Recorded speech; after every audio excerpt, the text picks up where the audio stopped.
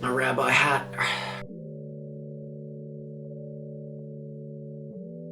So my plan was to film a vlog every day at conference, just sharing on what I was learning and what my experiences were.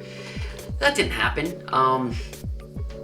Conference was amazing, but the days were so long, and so we'd get home at about 10 o'clock at night, and the last thing I really wanted to do was film. So I would just sit on my bed and have a cup of tea and then go to sleep. And I was gonna take advantage of during the days when there was morning and afternoon tea, but to be honest, there probably wasn't enough time, and I wanted to meet people and have conversations with people. So it didn't happen. So I'm back home at the moment. I'm in Port Macquarie. I'm in my nerd heaven in my office at home at the moment. I'll give you a tour one day of the awesome stuff in here. It really is nerd heaven. But not today. I want to talk about conference. So, man, it was awesome. It was so awesome. I wasn't really sure what to expect. I'd never been to Crosslink Conference before. But it was exactly what I needed. It was so good. So, first night we had dinner together, and then after that we had an ordination, an official ceremony. There were 5 young men there to be ordained as pastors from Korea, which was really cool. So that was, it was all in Korean with the translator. Over the past year, actually probably the past 2 years, I've really lost my spark, lost a lot of my love and a lot of my passion in life, and I've been so desperate to get that back, and I just haven't. I've been so lost in how do I get this back? I know I want it, I know I need it, but how? Pastor Joshua prayed for me, Korean guy. So he starts praying for me in Korean. I don't know what he's saying, but I just feel a spirit connection. And then his youth pastor comes up, Mike from his story church comes up and starts translating. And Pastor Joshua just spoke some stuff into my life that he can't possibly know about. He knows nothing, never met him before, he doesn't know who I am, but he just allowed God to speak through him and just stuff that he shouldn't know about. And he was able to speak this stuff into me. And I want to encourage you, I got this journal the other day, just to write this stuff down in. It's so important to, when God speaks, when there's a prophetic word over you, write it down.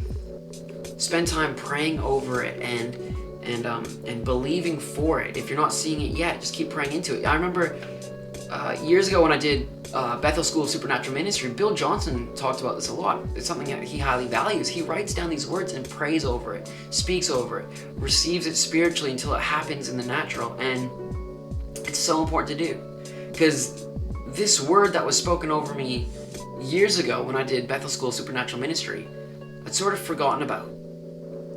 And Pastor Joshua brought it back up to the surface and reminded me of it.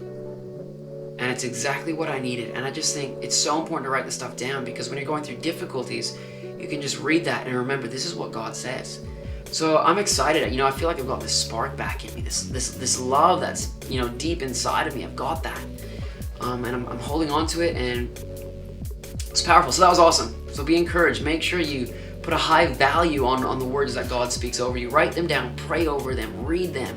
Remind yourself that He is the one that has authority over all things. So even if your circumstances might be difficult, remind yourself of what God has said. I think that's so important. It helps get us through situations. The focus of the conference was really on being fathers to the younger generation. The younger generation needs fathers. They've got a lot of teachers, but they need fathers, those that value them and care for them. The last night of conference, there was a commissioning where they prayed for us, released us into what we're called to, and that was powerful. I mean, so powerful. Once again, I had,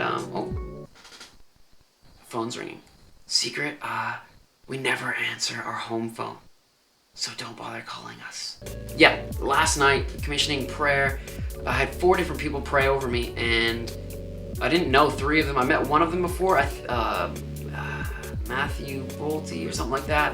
I'm pretty sure he's the director of the Australian National Prayer Network. I'm pretty sure. So I met him once when he came to Grace Church. Anyway, so I had these 4 different people come up at different times and pray for me. One of the ladies, Sandy, prayed for me, and again, she spoke things that she shouldn't possibly be able to know. Like, she doesn't know me, and she just spoke so specifically into some key areas that she had no idea about. So I wrote that down, and that was just such an impacting thing. As soon as, I feel like it's Matthew, if I got his name wrong, it's really embarrassing, but I'm pretty sure it's Matthew. As soon as he stepped up in front of me, I knew what he was going to say, just in my spirit. And then he said it, and I was just like, wow. And what excites me about that is just that confirmation, that you are tuned in and listening to what God's saying. So that's really cool. And then another 2 people prayed over me into just such powerful areas, just stuff that's going on that they don't know about. and I just hit the nail on the head, and it fired me up, got me passionate, got me excited. God is such a good God, and He loves us enough to speak life into us. Conference was awesome. Conference was amazing. Really loved it. It was great spending time with Greg. Greg's my new senior pastor, and we just had an awesome time just bonding, getting to know each other, asking questions. It's like 7.5 hour drive, so there's a lot of bonding time. Going out for dinner, had some awesome Indian, awesome Italian food. I was hoping to get more good coffee there. I really didn't, just because it was constantly at the conference. The last night we went out for dinner to this Italian restaurant. Best coffee on the whole trip. Hit the spot perfectly. That's cool. Some other exciting things, when I was in Newcastle, Mel and I went to a comic shop, which I was stoked about because we don't have one in Port, which sucks. I'm a huge Conan the Barbarian fan. I mean, huge. I've got hundreds and hundreds of Conan the Barbarian comic books. I've got, Conan the Barbarian swords, collectible figures, basically whatever you can think of, I've probably got it.